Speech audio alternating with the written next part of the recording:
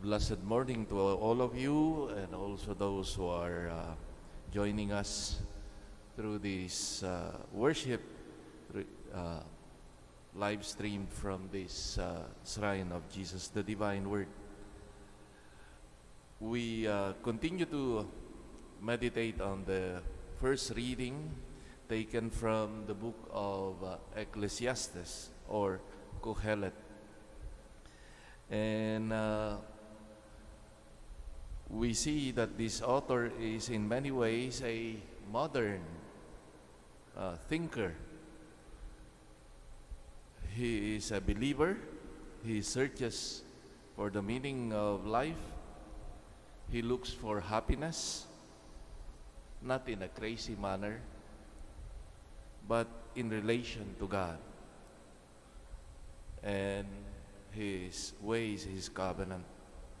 But nevertheless, life proves to be a deception always. And he asks why. He doesn't have the complete answer because he lacks the perspective of life beyond death. That's why his main thesis already at the beginning, vanity of vanities. No? Life is a vanity. And he ends again this book with the same affirmation, vanity of vanities. Now the question is how one reconciles life and happiness with faith. On the one hand, the lack of personal realization or fulfillment in life with the perspective of death, suffering, and everything that happens, especially in old age, as this reading describes in the second part of the reading today. Now, what is our attitude then before this truth of life? Not long time ago, the Vatican beatified a young person, Carlo Acutis, no? A boy who was into computer informatics, no? And became a saint of the millennials, no? Had this to say, we are born originals, but many live like photocopies. How true it is now.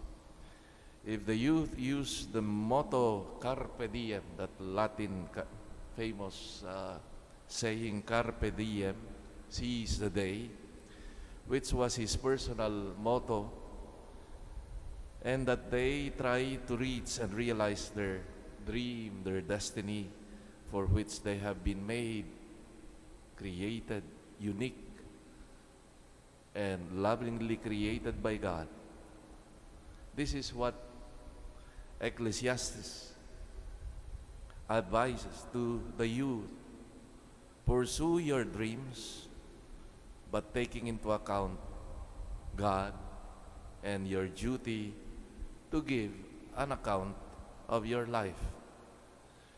It is not a question of years one lived, but the quality of this life that we have lived. The quality can only be achieved when one courageously commits himself or herself with life, makes question to explore the dimensions of life, of persons who surround him, but also the role of God in one's life. The book of Kohelet or Ecclesiastes may sound negative, fatalistic, but rather looking at it on a more positive way, it is realistic youth, let us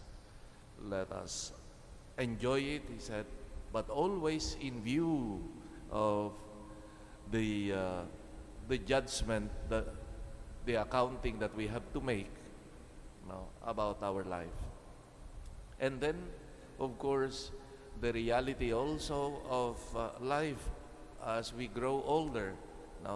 The pains, what seems to be enjoyable when we were young, they seem to not appeal anymore, etc. The invitation, therefore, is that we enjoy life. It is not a life that life of following the Lord is always gloomy, sad. No. It is to enjoy what God has given us, but always in view of our final destiny. And when we have to face suffering, old age, etc., that we may have also the capacity to endure and look at it with positive meaning. Maybe that is what is lacking in the book of Ecclesiastes yet. For us Christians, we see life not anymore from this vanity of vanities, but from the perspective of Jesus, who died and rose again, who taught us that life, a realistic view of life, is indeed a mixture of suffering, cross, but also of victory. And this is where we anchor our life, our vision of life. The Lord comes to us, and He has proven that indeed it is in the suffering, in His self-giving, that we have been redeemed, and that is the fruit of which is the Eucharist that we celebrate. It is in His self-giving sacrifice that we are saved. May we find positive light to enlighten us in our journey of life. Yes, there is the reality of suffering and death, but also there is the joy of knowing that we are safe in God's hands, who wants us to be with Him in the fullness of life. As we share this banquet of the Eucharist, we ask that we may have that positive look, positive way of looking at life, of our experiences. And to the young people, as the book of Ecclesiastes advises, carpe diem, enjoy what can be enjoyed, but always, he said, in view of the judgment, the accounting that we have to render to God. May the Lord bless us all in our journey. Amen.